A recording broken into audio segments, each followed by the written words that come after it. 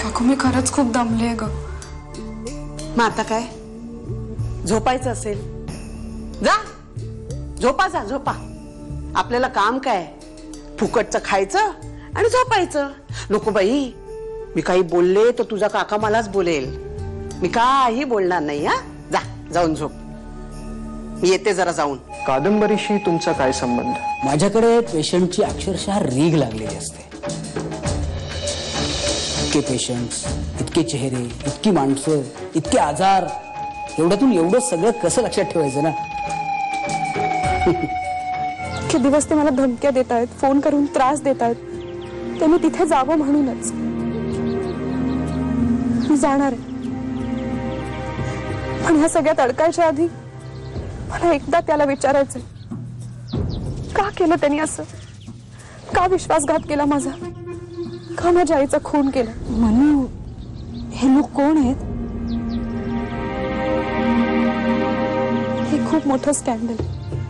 त्यात नक्की कोण कोण आहे मला माहिती नाही। जो मला सतत फोन करून त्रास देतोय, ज्याने माझे फोटो काढले, त्याचं नाव मी तुला सांगू शकते। कोण आहे? मंगेश सरवदे।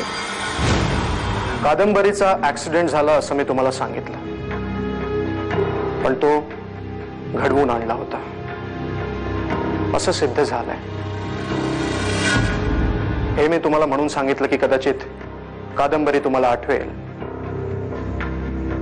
आणि तिच्याबद्दल काही सांगावंसं वाटलं तर, तिच्याबद्दल काही कळलं तर सांगा मला।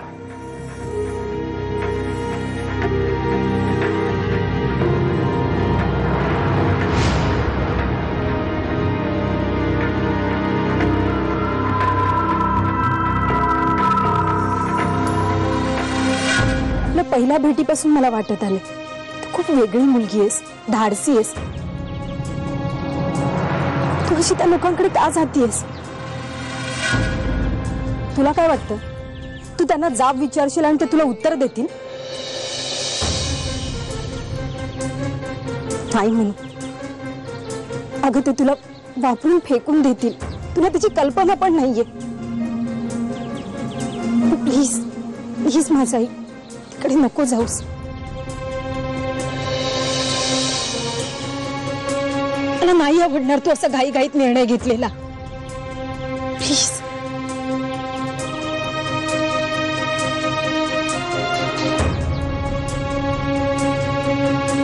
आता मी जे काही सांगतोय ते नीट ऐक।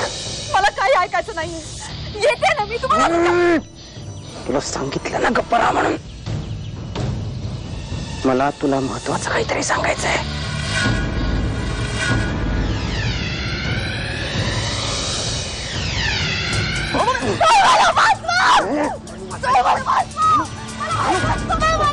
काय झालं? काय झालं? ते बघ तिकडे काय झालं? हो चला चला। मनू मनू काय काय ऍक्च्युअली झालं काय? मनू काय झालं? कोण होता तू? कुठे गेला?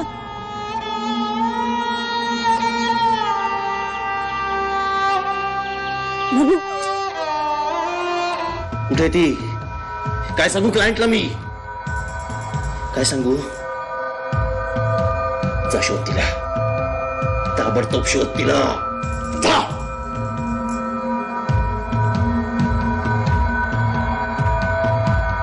आता घाबरण्यासारखं काहीही नाहीये।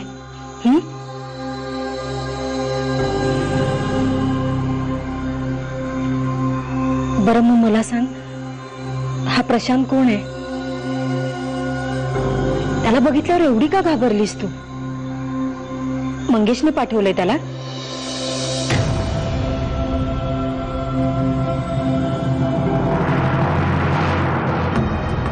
कळत नाहीये तिला ती काय करते।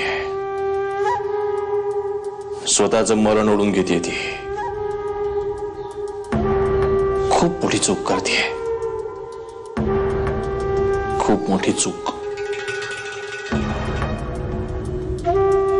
तिला झटका द्यावाच लागणार।